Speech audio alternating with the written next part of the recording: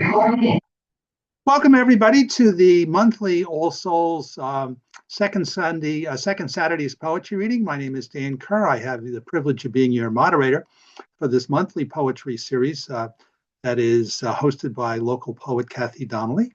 If you'd like to read one of your poems in the open chat in the open read, please just type your name in chat and we'll call upon you in the order that you put them there. Please remember to keep your microphone muted so we don't get the barking dogs and the ringing phones and the knock on the doors and the argument with other people that come in and out of the rooms. Do that. And feedback is a gift. So if you have any feedback, including, hey, Dan, you screwed up or anything like that, just send it to danielbkerr@verizon.net. Kathy and I always harvest the feedback. I got a reminder, Facebook is quite powerful and it keeps sending me recollections of things that happened years ago. And Kathy, the email I got today was 6 years ago today. We had the last poetry reading in the church just when COVID hit. That was that Irish poet, Attica, that spoke. And it was nice to see that. And that was kind of very sobering to realize that it's been 6 years since COVID hit. And we have, in fact, when we brought the poetry back, we brought it back in this virtual format, which we're in now. However, although we've been doing this virtually for 6 years, we can always learn, we can always improve. So if you do have feedback, please just send it to me and we'll certainly reflect on it and consider it. As far as we got started a couple of minutes late today because of people coming in a little bit late. So our timeline will be lagged a little bit, but so we're not starting at 11 o'clock. I think we started at 11:05. So Swati, you still got the same amount of time to do your read. Don't worry about that. What'll happen is I'll get you settled. I'll turn you over to Kathy. Kathy will introduce our featured poet today. Then we'll have the open read, and then we'll bring Swati back for an encore. And then Kathy will conclude the program and announce the exciting news of who the poet is going to be in April. This program is one of several outreach programs at All Souls. Kathy always reminds me this is an opportunity for poetry, not for evangelization. But there are 3 events that we do on a monthly basis at the church that do attract poets. Poets do participate in them. So we have a concert series called Saturdays at 6. People always call, what time is the Saturdays at 6? And it is indeed at 6 o'clock. And the next program we have is April 11th, and that'll be Tom Manuel, who's the director of the Jazz Loft in Stony Brook, brings in a band called Gospel Road. They do gospel music, and they'll be here on April 11th. Second Saturday's Poetry will again continue on a monthly basis virtually. And we also do Native American drumming once a month as well. Poets do participate in this as well. This comes out of the Indigenous people experience. It's 1,000 years old. It's a spiritual healing experience, quite powerful. And that's on March 26th. So these are events that we do monthly that the poets do participate in.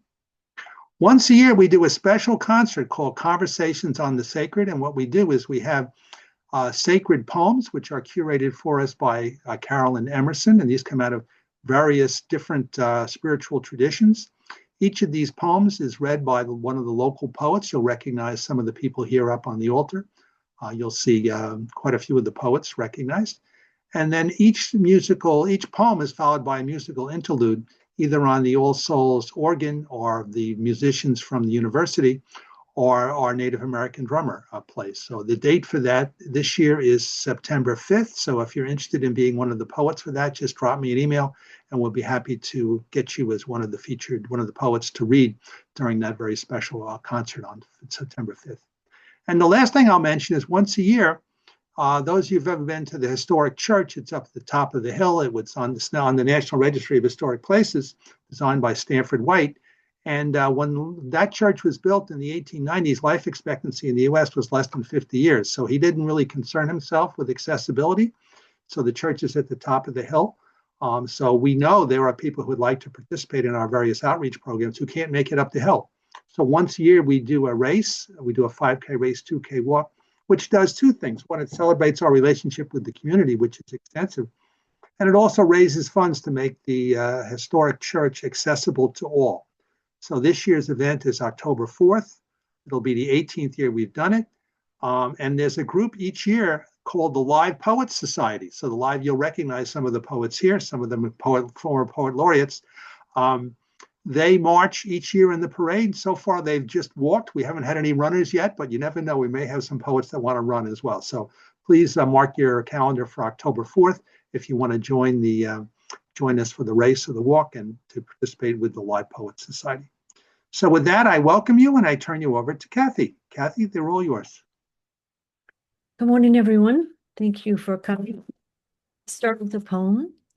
This is by Shel Silverstein. I heard it the other day and it really grabbed me, as well as the class I was in. It's called The Little Boy and the Old Man. Said the little boy, "Sometimes I drop my spoon." Said the old man, "I do that too." The little boy whispered, "I wet my pants." "I do that too," laughed the little old man. Said the little boy, "I often cry." The old man nodded. "So do I." "But worst of all," said the boy, "it seems grown-ups don't pay attention to me." And he felt the warmth of a wrinkled old man. "I know what you mean," said the little old man.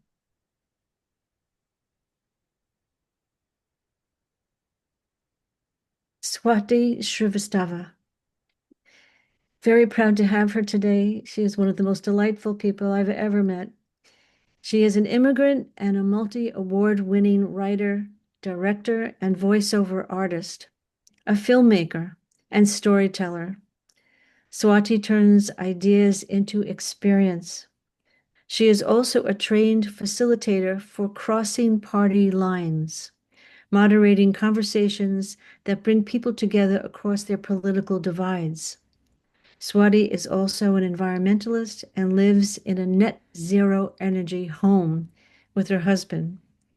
Learn more about Swati's work at her website, www, this is so cute, tiredandbeatup.com, www.tiredandbeatup.com, and reach her at swati@tiredandbeatup.com.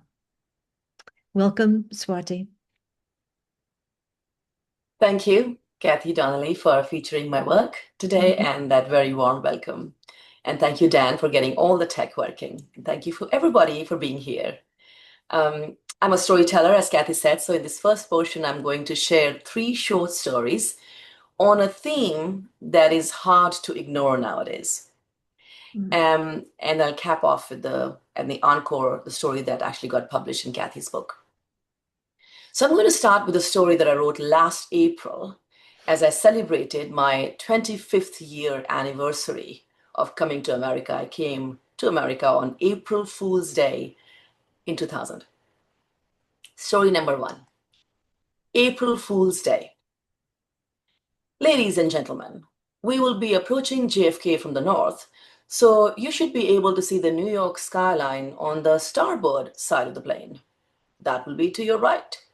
It's a bright sunny day. You should be able to see the Empire State Building, the World Trade Center, and if you squint, possibly even the Statue of Liberty in the New York Harbor. The pilot's voice on a plane is as close as one can get in life to God's voice, no? You're stuck in a closed shell of existence, your fate entirely in the hands of an unknown, unseen entity who only interacts with you through a one-way speaker system, the plane's intercom, and whose calm voice is what you want to hear, especially anytime there is turbulence in your journey, and whose commands you obey, or at least are meant to obey, unquestioningly. As instructed by the God voice, all the occupants of the plane turned their heads to the right. Some of those who had seats on the starboard side pointed to their windows. Someone exclaimed, "I think I see her. I see the Statue of Liberty." A wave of excitement went through the plane, and it felt to me as if the entire weight of the plane had shifted to the right. "Welcome to America, folks," the God voice boomed. It was April 1st, 2000, the day I arrived in America. Yes, I arrived in the US on April Fool's Day, which has given rise to much humor and many jokes in my circle of family and friends. In a way, it's quite apropos. No matter which day you arrive in America, an immigrant's life, in many ways, a fool's errand.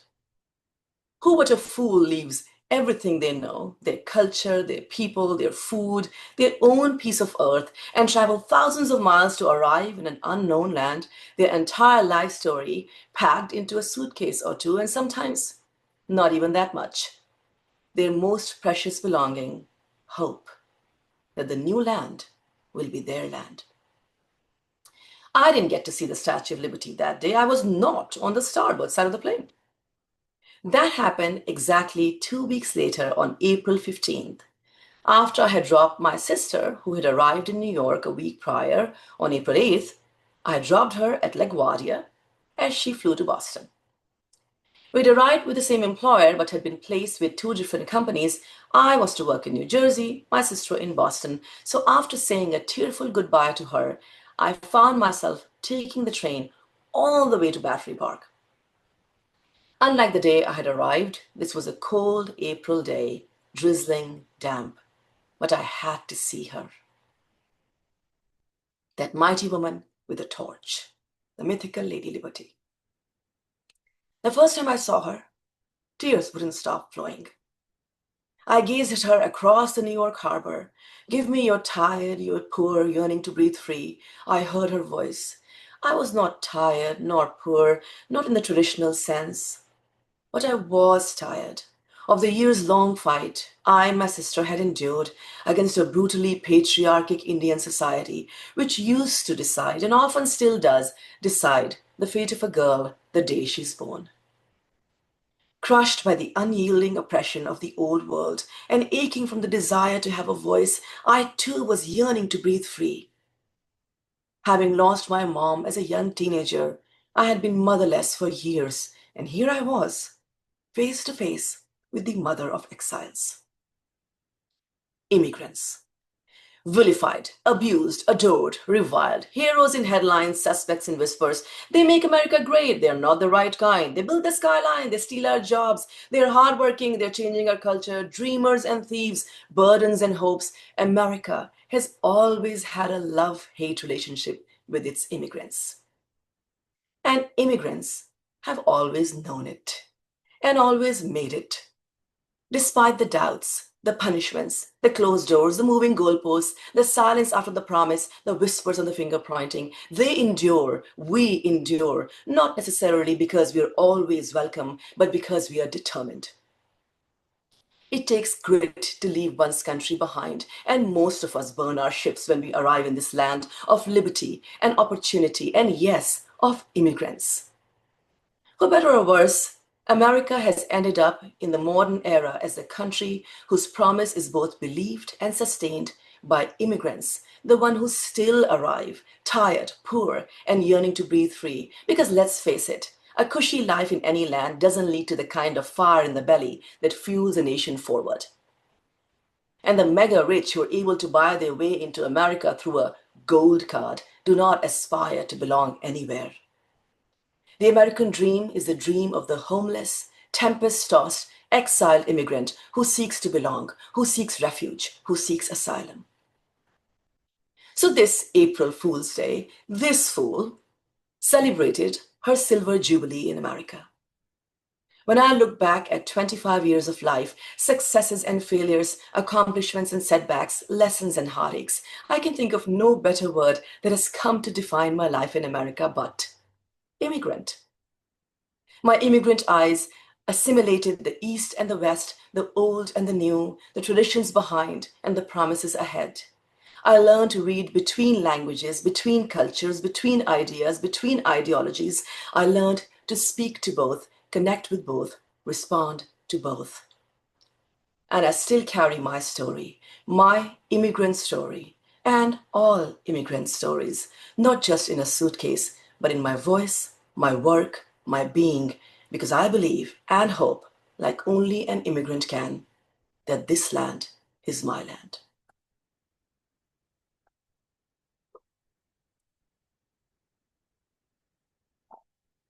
Thank you. My second story is called Why I Chose America. I was not born in America. I chose America. In a citizenship ceremony that had some 80 countries represented, I stood up and took the oath to support and defend the Constitution of this country. And this is how it came about. I'd arrived in America in the year 2000 on a bright April morning, a wide-eyed young woman on a decidedly one-way ticket, with a heart full of hope and a head full of impossible dreams. After the stifling patriarchy of India, I was ready to use every opportunity that America offered me. And it did offer me many opportunities. I worked as a software engineer, then earning the respect of my all-male colleagues. I drove cross-country to LA, never worrying about being unsafe as a woman, so I could study film at UCLA and fulfill my dreams of being a filmmaker. Dreams that were not available to me in India. And because I was curious to learn about the world, I traveled both inside America and abroad. Which was always a bit nerve-wracking, because living on a visa means you can never be too sure if, despite all your documents being valid and the dotted I's and the crossed T's, how things will go at the border. The immigration officer might find a deficiency that you overlooked. They may be in a bad mood, have an upset stomach, decide they didn't like you because you had the wrong haircut or the wrong skin color. Those things occasionally did make news, but by and large, the system worked as designed, and it was designed not to be capricious. So I always came back home to America.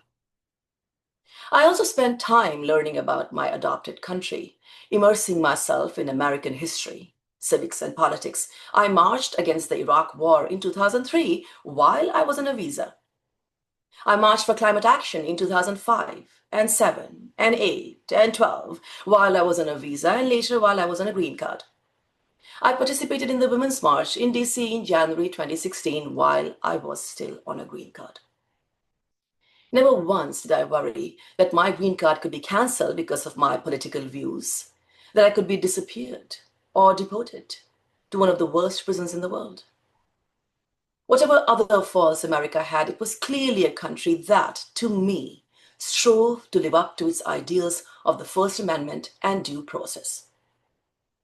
So finally, after an excruciatingly cumbersome legal process of visa renewals and green card approval, the day came when I realized I would soon become eligible to apply for citizenship. And another realization sunk in. I would have to surrender my Indian citizenship. Because unlike the UK or France or Germany, India does not allow dual citizenship. So here I was, having to make another excruciating choice, birth country or adopted country. As much as I wanted to be an American citizen, I couldn't bring myself to renounce my Indian citizenship. I spent months agonizing over the decision. I nagged Mark, my British-American husband, about how much I envied the ease with which he carried his dual citizenships. I wept like a child who's asked to choose between her parents. And then Edward Snowden happened.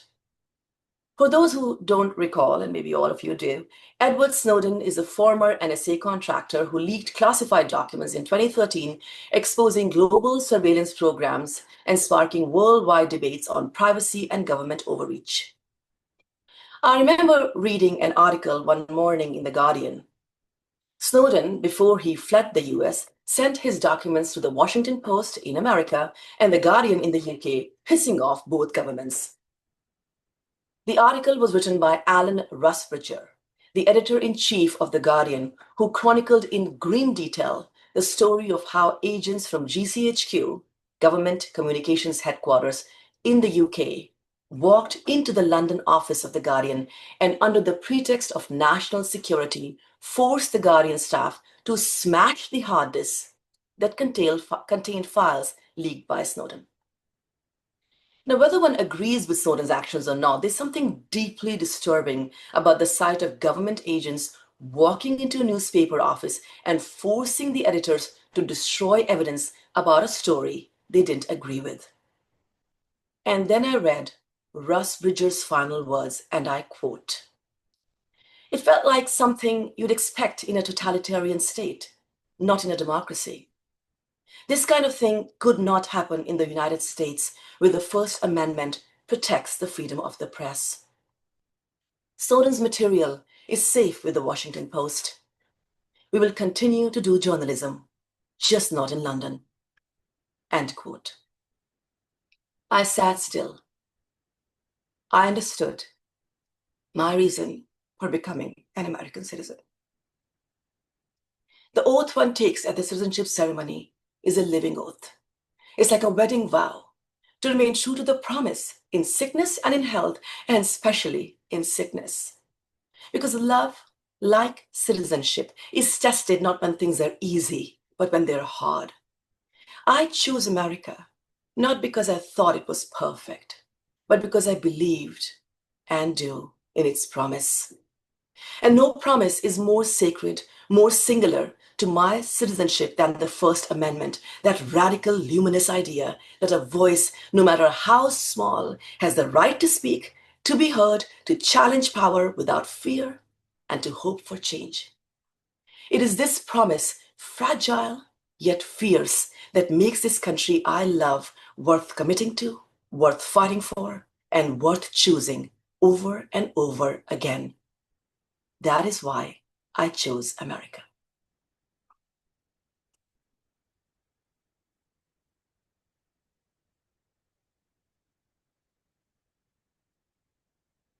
My third story for you today is called Why I Choose Hope.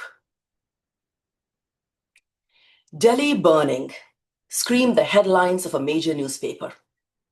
It was November 2nd, 1984, and riots plagued Delhi after the then Indian Prime Minister, Mrs. Indira Gandhi, was gunned down by her own Sikh bodyguards.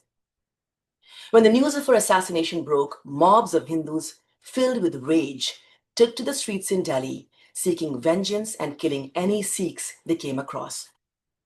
2 days after her death, most areas of my city were under total curfew as the flames of communal fire erupted in neighborhood after neighborhood.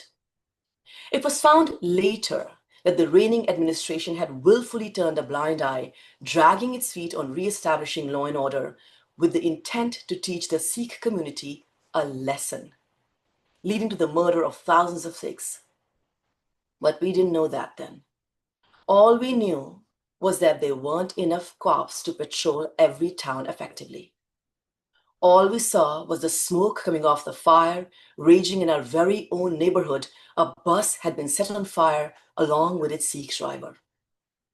All we heard were the police sirens and the recorded voice on a megaphone telling all families to keep a packed bag in case the situation worsened such that we had to evacuate our homes. I grew up in Delhi in a moderate Hindu family. We lived in a predominantly Hindu neighborhood in an apartment complex with 6 flats in each apartment block. I was just a little girl then, but I remember those days clearly. My elder sister glued to the TV for news updates, and my mother navigating the challenges of being the only parent in our home as our father was away on a business trip to the United Kingdom. I saw my mother watch the smoke from our balcony, her face grim as the reality of the danger set in, packing her evacuation bag and spending the nights awake and on guard, yet telling my father when he made an expensive long-distance call from the UK that everything was just fine, protecting him from further anxiety.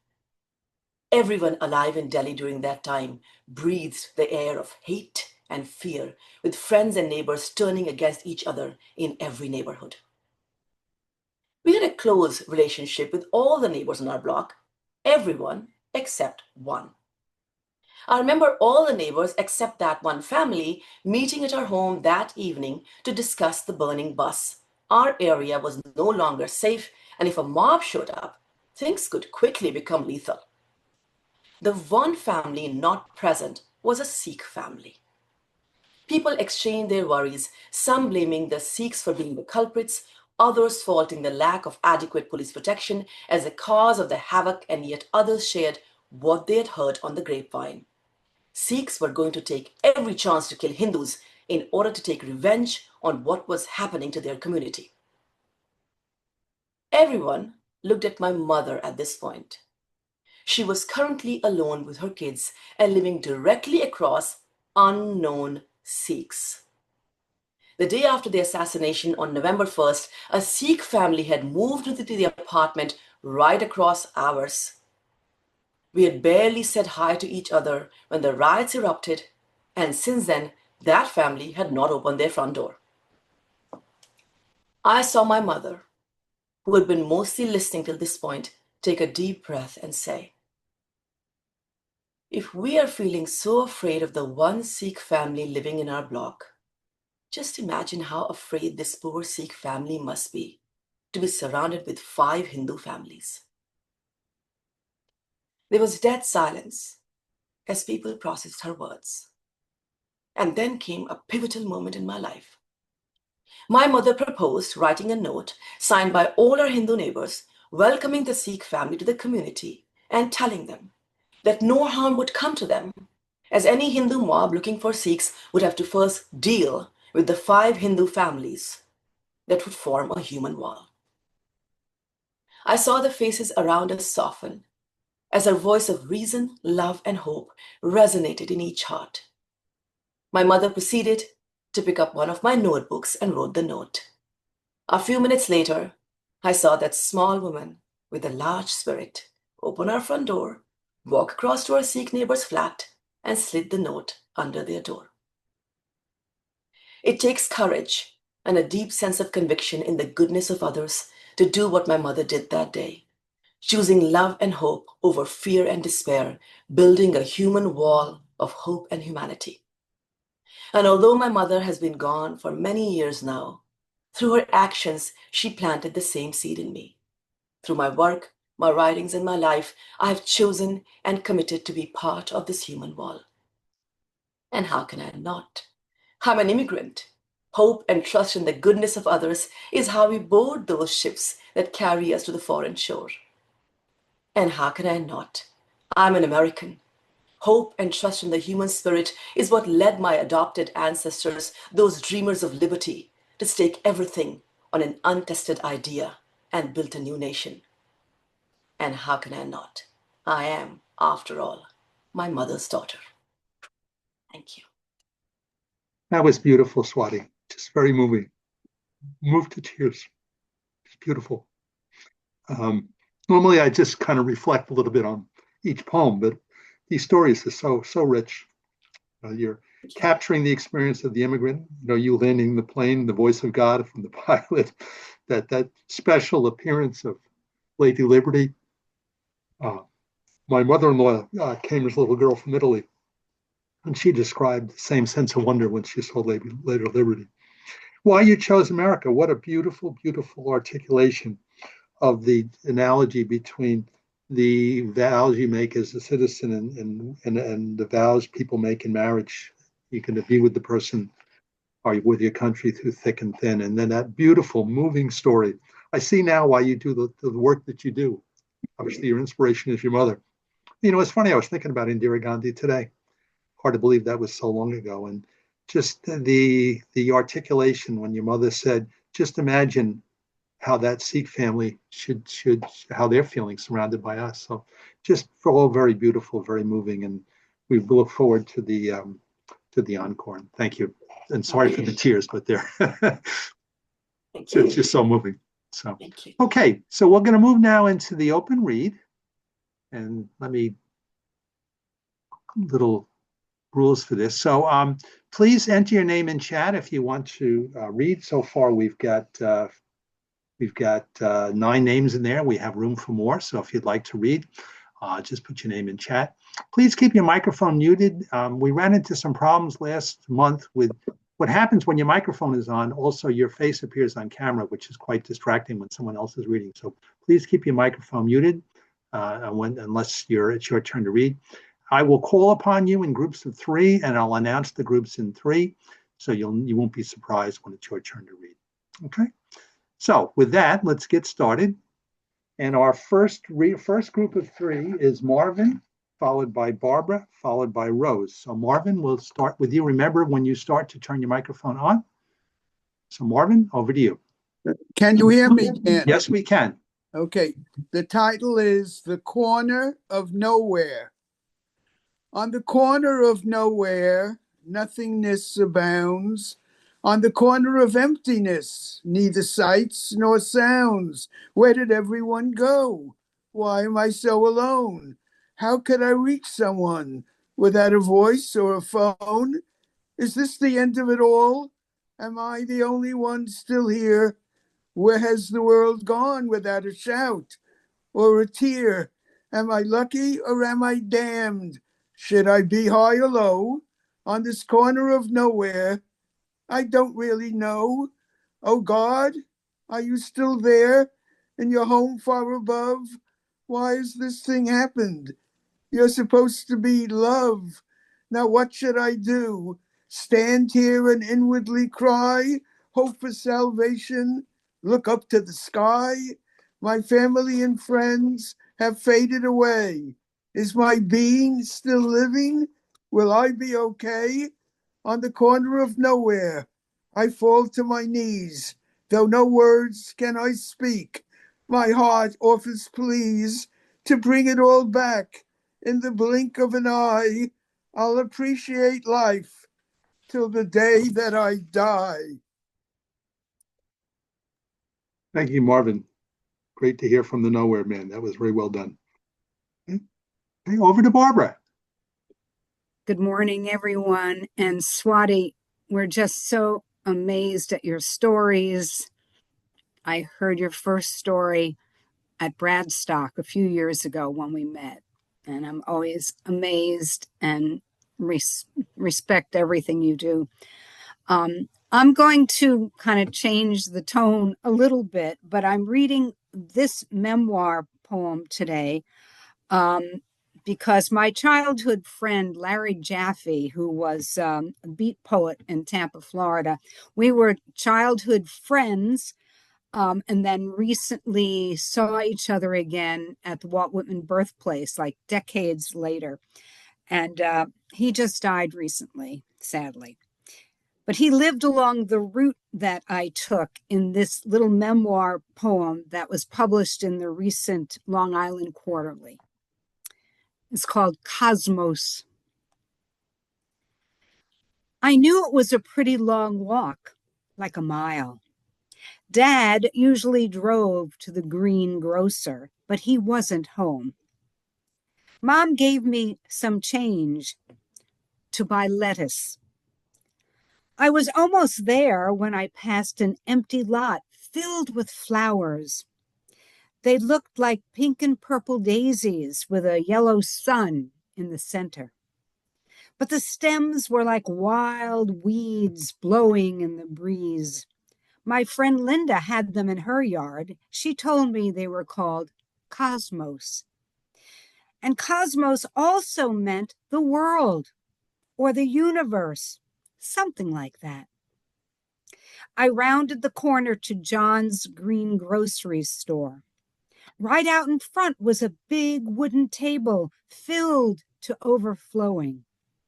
The biggest, shiniest lettuces I ever saw were just waiting for me. And now I knew why they called it a head of lettuce. They were big and round as a head, and only a dime. John put the best one in a brown paper bag. He told me to hold the bag from the bottom. When I passed the cosmos flowers again, I got thinking. Lettuce heads kind of look like the earth, big and round, and cosmos look like a bursting sun with pink sunbeams. Lots of things in nature look like other things. That bag weighed a ton by the time I got home. I'd walked the whole neighborhood, my whole universe, my whole cosmos. And I learned something more about how things can look alike. Mom laughed when she opened the bag. I think she was a little mad at me when she said she'd have to make coleslaw, because that's what you do with a big head of Long Island cabbage. Enjoy your corned beef and cabbage tomorrow, if you should choose. Well done as always, Barbara. Thank you. Really enjoyed that. Okay. Rose, over to you. Hi, good morning. I'm so happy that I got on. Swati, you were so amazing, and I too was brought to tears. I am very proud to be an immigrant as well and an American both. So, just a quick announcement. A Monday night on the 16th, I will be co-featuring on Zoom on the Poetry Near and Afar hosted by the Oceanside Library. If you're interested, I'd love to see you. Just go on their website for the link. My poem is a short poem that I wrote a while back, and it was published in New Generation Beats 2025. And this is in honor of all children, especially now that they are an attack, an attack, and also to the children within us. The title is Faces of God. Faces of God, angels sent from up above to teach and connect us to our truth. The children, so many faces, innocent and pure, expressive of the love we hold forever in our souls. As we grow old, it escapes us till we dare to look into their eyes and see the reflection of the spark that still lingers in our own heart. And we are home. Thank you. Thank you, Rose. Well done. Okay, so Barbara, you've already made such an impression on me, I counted you twice. So our next group is not a group of three, it's a group of two, and it is Randy followed by Namrita. So Randy, over to you.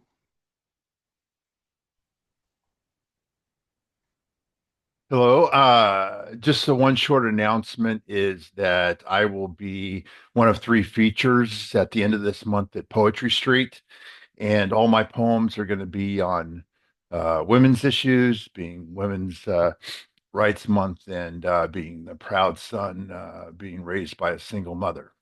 And this is one of those types of poems called Restored Beauty, and it was inspired by the poem by Araceli Gourmet, You Are Who I Love. And I have the three women mentioned here, I have their permission to write this. You three are beautiful sculptures, as if crafted by Michelangelo, which storms have weathered and the selfish have slashed. You, a single mother of three teens, you sing a solo like the heavens appointed you. You work three jobs and volunteer more. You refuse to feel sorry for yourself and live in gratitude. I hope you take the time each day to look in the mirror at the wonder the Master created and is restoring in you. You are who I admire. You, the mother of two teen daughters who were ripped away by a husband with connections. You who lift up those around you with your positive attitude and do not hesitate to serve others. I hope you delight in the beauty the Master has crafted to let him repair and polish the deep cut that can't hide the splendor he created. You are who I admire. You, the single mother of one child, you who long to be a professional poet, there is no greater beauty than the vulnerability you show. I am amazed at your strength, your sensitivity, your forgiveness, even your righteous hate. You have the radical courage to split yourself open to let the Master work on the deepest part of you. You are who I admire. From a fellow scarred sculptor who is also under the Master's restoration. Poem. Thank you, Randy. Well done. Okay. Namrita, over to you. Hello, everyone. It's lovely to be here. My poem is actually based on a video I came across when the Syrian war started in 2020. There was a little short video of a father teaching his 3-year-old daughter to laugh every time the bomb went off to kind of alleviate maybe some of her suffering that she probably would have felt at the time. So my poem is called Journey. His laughter turned panacea as he timed it with each blast, that went off above their heads, him and his 3-year-old daughter in Syria, March 2020. He taught her to say, "Come on, plane, hit," and to then burst into laughter while each bomb with a high-pitched whistle in descent landed with sharp claps upon impact. It was probably a normal day when they would have been attending to the mundane, she washing her doll's hair or wiping down the tricycle with pink tassels on its handles, like when my father would take some gadget apart to fix, to my mother's annoyance, and I, like a good assistant, would hand him what he asked for, Phillips head or a flathead. And once when I got malaria, he swallowed one of my big chloroquine prescription pills to demonstrate it was nothing. Just like Muhammad, swallowing the shells one by one, handpicking each thorn on his daughter's journey. Thank you. Thank you, Namrita. Well done. Okay, our next group of three, and Nicola and Shu, I did find spots for you. So the next group of three is Dan Kerr, followed by Joyce, followed by Nicola, who's all the way joining us from the UK today. So I'm the youngest of 8 kids, and I've written poems about most of my brothers and sisters. And this poem is called The Big Chicken. And the Big Chicken is my brother Charlie. And the reason I call him a Big Chicken is he's taller than me, and he operated a Chick-fil-A franchise for over 40 years. So The Big Chicken. If I was 3 inches taller, had a bigger smile, and spoke with a Southern accent, I would be my brother Charlie. If my moral compass was always true, if I forgave more easily and spent more time helping broken human beings, I would be my brother Charlie. If I burned down the woods when I was a little kid, tried to put the fire out myself, then went to the police station to report it, I would be my brother Charlie. If I were a star player in high school, winning every game when I was a junior and losing every one when I was a senior, I would be my brother Charlie. If I stopped other junior high kids from bullying the gay kid in the 1960s, shared a room with the first black football player at the Citadel in the 1970s, and today own the only Chick-fil-A in North Carolina that composes its waste, I would be my brother Charlie. If I were a better Christian, read the Bible more regularly, and volunteered to sit in for caregivers so they could get a break, I would be my brother Charlie. If I was a Boy Scout leader most of my adult life, guided countless Eagle Scouts on their projects, and took Scouts camping when I was in my 70s with 2 bum knees, I would be my brother Charlie. If I read more books, took more walks on the beach, and prayed more often, I would be my brother Charlie. If I was always the last one off the plane because I helped the old ladies with their bags and the mothers with their babies and made sure to thank the pilot and the flight crew before departing, I would be my brother Charlie. If I provided a better example of a life well led and spread goodwill and humor everywhere I went with everybody I met, I would be my brother Charlie. If I listened more, if I spoke less and took myself less seriously, I would be my brother Charlie. If I grew up in Alabama in the 1930s and a black man was falsely accused of raping a white woman, and I had the courage and character of Atticus Finch to defend him, I would be my brother Charlie. Thank you. Okay, Joyce, over to you.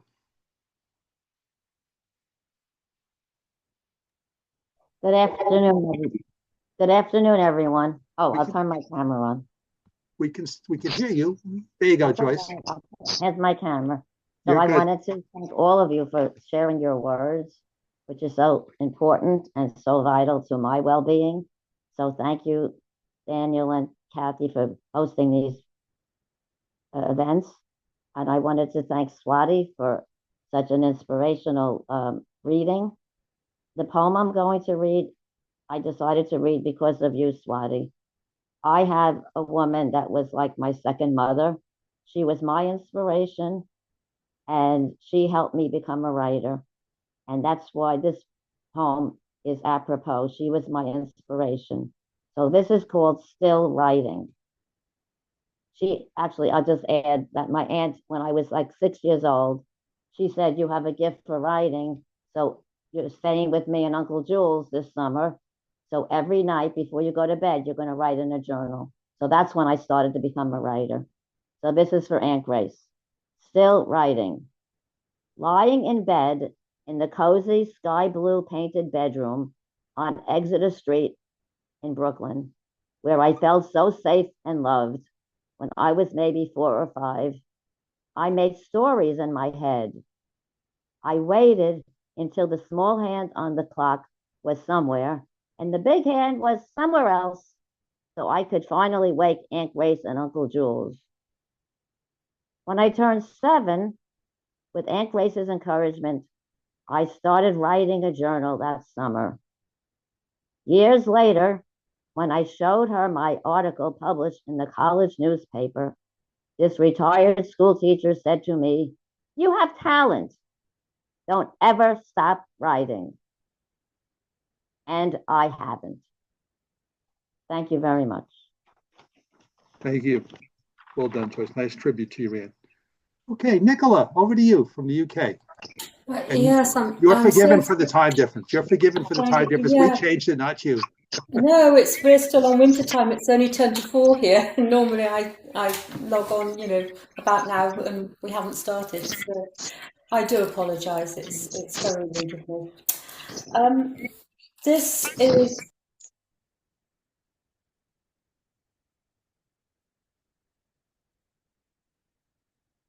Nicola, I'm sorry, I inadvertently made a mistake. Could you turn your mic back on? You got muted there for a second. Just turn your mic on. okay. There you go. Yeah. Everyone else, keep your mic off. That's what the problem was. Go ahead. Okay. Yeah, this is, I actually only finished this one yesterday, although I've been thinking about it for a week or so before that. It's called Redemption. The land sickens, laid waste under the tyrant's yoke. Autumn planted crops rot in sodden fields. It will be a hungry summer. Harsh-voiced crows call from naked trees, ragged messengers of doom. A mist rises from the riverlands, swirling around a solitary heron, so that it appears distorted, disjointed, an ungainly creature born of nightmare. Through the mist a child approaches, a girl some 9 summers old, her face pale, long hair dishevelled, her eyes sunken, shadowed with exhaustion. She looks half-starved, her bones so brittle that a breath of wind would snap them. She treads carefully through clumps of yellowing grass, her bare feet bloody from too much walking, frail child of fallen humanity. She stumbles. As she falls, strong arms reach out to catch her, lifting her gently, holding her close. She looks into the face of her saviour, full of compassion. It is luminous. Beads of dried blood adorn his brow where once in mockery was set a crown of thorns. The hands that hold her bear the scars of cruel nails that once were driven into living flesh. When he speaks, his voice is gentle. "Be at peace, my child, for you are greatly loved." There you go. Great movie. Thank you, Nicola. Okay, Shu, you're next. Then we'll do a round, make sure we get everyone else. Shu, over to you. Good morning, everyone. I love the stories that Swati told, to remind me of myself a lot of, immigrant experience.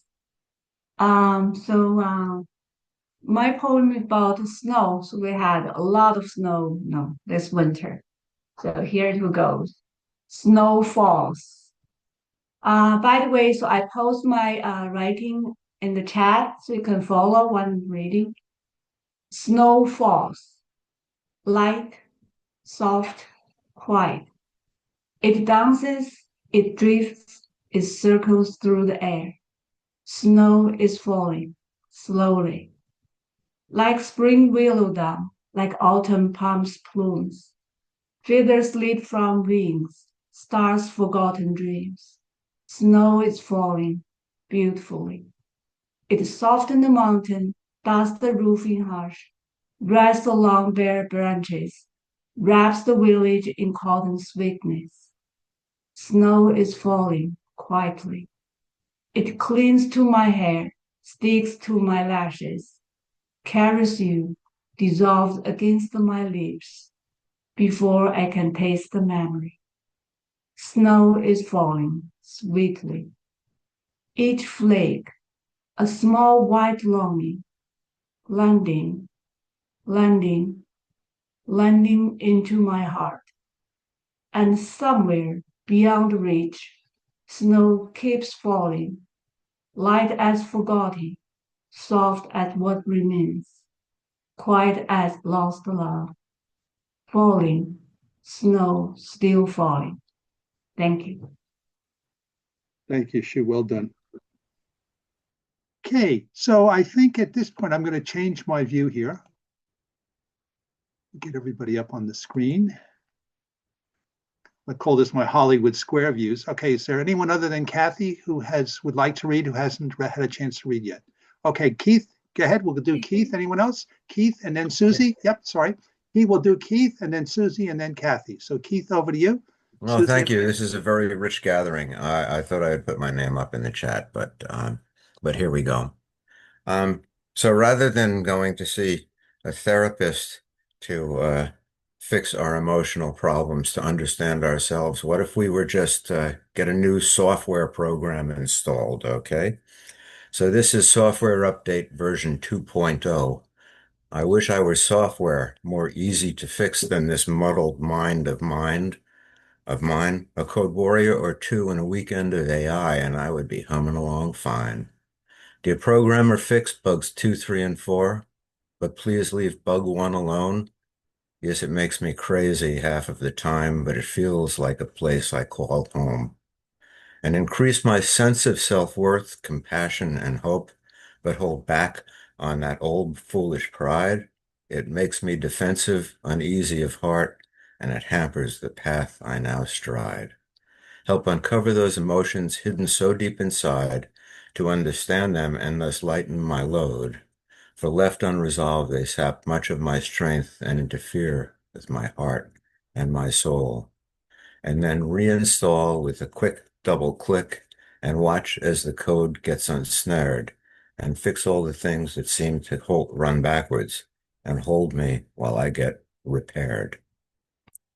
Thank you. Well done, Keith. It sounded almost like a song from the Old Testament. So, okay. Susie, over to you. Susie, you got to come off mute. Should be a little more. There you go. Go ahead, Susie, you're on. Oh, okay, thank you. I wanted to thank Swati also and loved the part of your story about your mother. It was very beautiful. Thank you. Decipher. I felt uneasy in the realm of words as a child. Dyslexia set me adrift in a bowl of alphabet soup, paddling without a life raft. Tomboy, not reader, as a kid, preferring my bike over books, fearing the storm surge of disordered words hit me upon entering a library, not knowing where to start. I've felt shut out of the realm of words, turning them over and over like a Rubik's Cube, trying to line up the same colors on every side, striving to make sense of the puzzle, logic of the syntax. Yet there were friendly islands along the way. At times I felt embraced in this realm of words by my Irish grandma, belting Celtic songs in her lilting brogue, banging on the piano with a heavy foot on the sustain pedal. Evening tales of her growing up in Cork, told with wit and laden with blarney, her father hiding in a darkroom to get away from his 9 kids.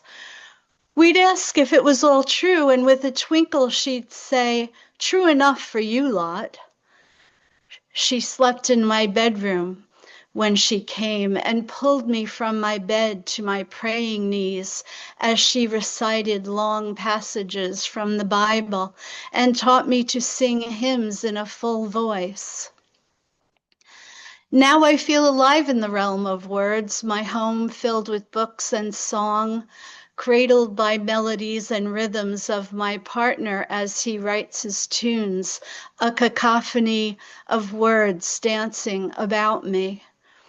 I marvel unafraid in the belly of the beast, on a wild ride of stirrings and imagination, hearing the far-off calls of beckoning phrases, hoping to be caught and cajoled into being. Thank you, Susie. Well done. Okay. Kathy, you get the last poem before we bring back Swati for an encore. So, so Swati, fantastic reading, heartbreaking. And I would just like to say that my country is going through some changes right now, sort of growing pains, I think you might say, and maybe growing from these experiences that we're experiencing. I think you know what I'm trying to say. I would like to be a country that is worthy of all your aspirations in it, that it is everything it's meant to be for you and all people who come here. Reminding us that our ancestors were all immigrants too. So I have a poem here I'd like to read. I may have read it before, I'm not sure.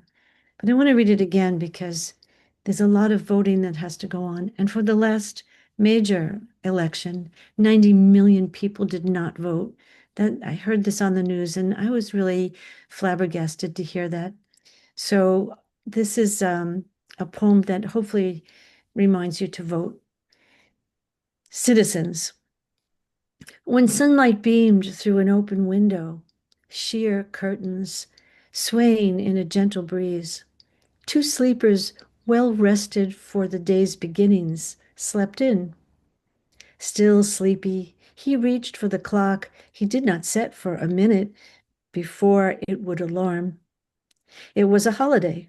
He slipped out of bed to the right, she to the left, he to the shower, she to the coffee maker, frying pan, 4 eggs scrambled. They ate together, always did.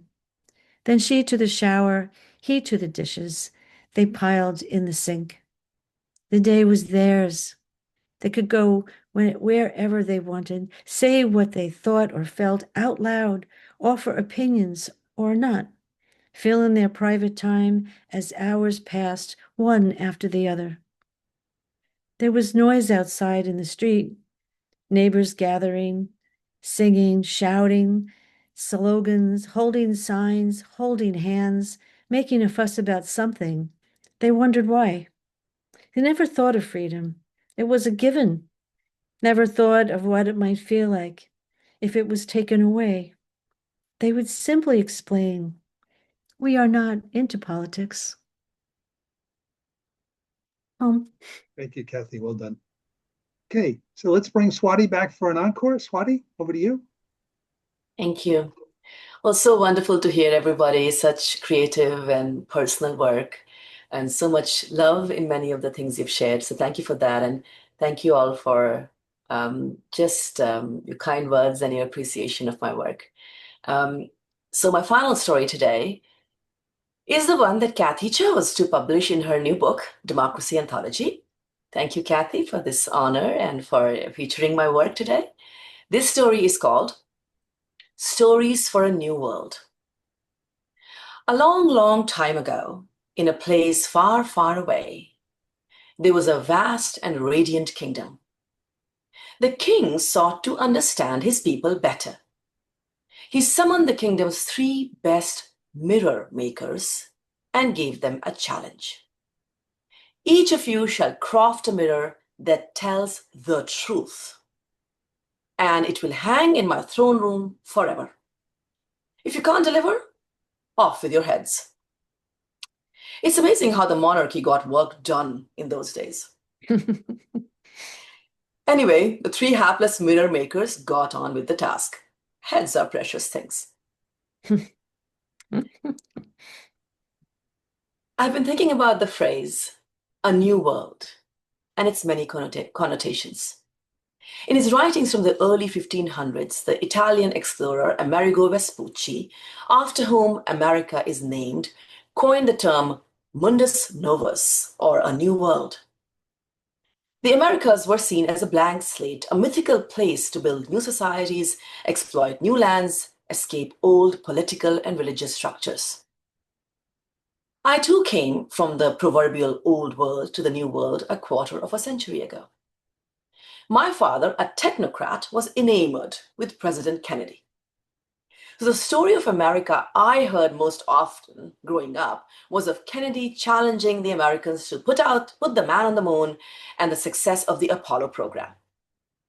Other stories he told spoke of American freedoms and the courage of its soldiers in World War II. Looking back, I suppose the story that got transmitted to us was that America was the land of the free and the home of the brave. That famous line condensing American identity into freedom and bravery. We heard almost nothing of slavery, the genocide of Native Americans, or even the Vietnam War. To my father and to most of us in India at the time, America was a place where life was free and every person was brave, intelligent, and scientific. We were told a single story of America. When I arrived in America in the year 2000, before social media and Google, people would often ask me about my life in India. Some would ask if we all lived in palaces. Others if we lived in huts and were too poor to afford food. Yet others if our mode of transportation was elephants. The cherry on the cake goes to the person who asked me if I ate eyeball soup. Clearly, their only story of India came from watching Indiana Jones' Temple of Doom. Either way, they would look at me with some surprise when I told them that the majority of Indians lived in apartments, ate regular food, albeit more spicy, and traveled by buses and cars. They too had heard the single story of India. Nigerian author Chimamanda Adichie has called this the danger of the single story. She writes, and I quote, "The danger of the single story is that it robs people of dignity. It makes our recognition of our equal humanity difficult. It emphasizes how we are different rather than how we are similar." Unquote. The way to create a single story, she says, is to show a people as one thing, as only one thing, over and over again, and that is what they become, stripped of their complex, vibrant, and flawed humanity. The trouble is, the lure of the single story has been with us since the dawn of civilization. For much of human history, it was necessary for a group's survival to identify the enemy quickly and vanquish it. The single story is coded into our prehistoric brains, a siren call to our tribal instincts to sort the world into us versus them, good versus evil, right versus wrong. From the Mongolian Empire to European kingdoms, from Chinese dynasties to Sumerian clans, from Native American tribes to colonial settlers, the single story of us versus them has indeed been the oldest story of the world. And the chaos and conflict it causes has littered the pages of history. The king commanded the mirror makers to appear before the court. The first mirror maker, or realist, had forged a mirror from smoked glass with a frame of twisted iron. It showed the people's violence and greed, their wars and betrayals. The king saw blood, hunger, sorrow, and the need for justice and retribution. The second mirror maker, a romantic, made a frame of silver and gold with a mirror of rose-colored glass. It showed all the people as noble, kind, and pure. The king saw laughter, generosity, and love, and the need for unity and compassion. The third mirror maker brought only a shard of glass. "This is broken," the king said, offended. "No, Majesty," he replied, "it is honest. Every person's truth is a shard. None shows the whole. But if you gather many, you may begin to see something that comes closer to the truth, which is what you asked for." The king, humbled, proclaimed a hall of mirrors to be made and invited all to bring their own shards, their own stories, to create a shared truth about their kingdom. Amerigo Vespucci was wrong. There was no such land as Mundus Novus, a terra nullis, a blank slate. People had lived here for thousands of years. But then, 250 years ago, a few men did come together in Philadelphia and imagined what a truly new world could look like. They gave the old world, which also comprised America at the time, a new story. This new story was far more complex than the old tale of caste, class, tribe, and inherited status. And now, it is our turn. Will we continue to see the world through the mirror of iron or the mirror of roses? Or do we have it in us to pick up a shard of glass and invite others, especially others we disagree with, to bring their shards too? So together, we can create a new story for this new world. Thank you. Wonderful ending, Shar. Wonderful. Okay. Kathy, over to you. Last word. I just can't say enough, Swati. This reading has been so timely, but also heartwarming and, made me a little choked up at some points. Just fabulous. Thank you. Thank you. I'm sure everyone agrees. I'll just announce who's coming to us next month, so you know to come back. And that would be Alan Simmergin, and he is Poet Laureate of Nassau County presently. Lovely man. If you haven't heard him, come next month and take a good listen. So thank you very much for coming, and enjoy the sunshine, which you've had so little of, and here we have it today. So enjoy the day. And if I may, Kathy, I just wanted to announce one Yeah. announcement quick. So I host and curate a monthly feature performer and program on open mic. It takes place at our UU Fellowship, which I'm a member of in Bayshore. It occurs on the third Saturday of the month. So the next one's coming up next week, next Saturday, 21 at 7 p.m. And it's Women's History Month, so we're going to do an homage to female musicians. It's with Cassandra House, and the program is called Songs by My Sisters. So, you're all welcome to come. And if you need any more information, of course, you can reach out to me. It takes place the doors open at 6:30. We start at 7.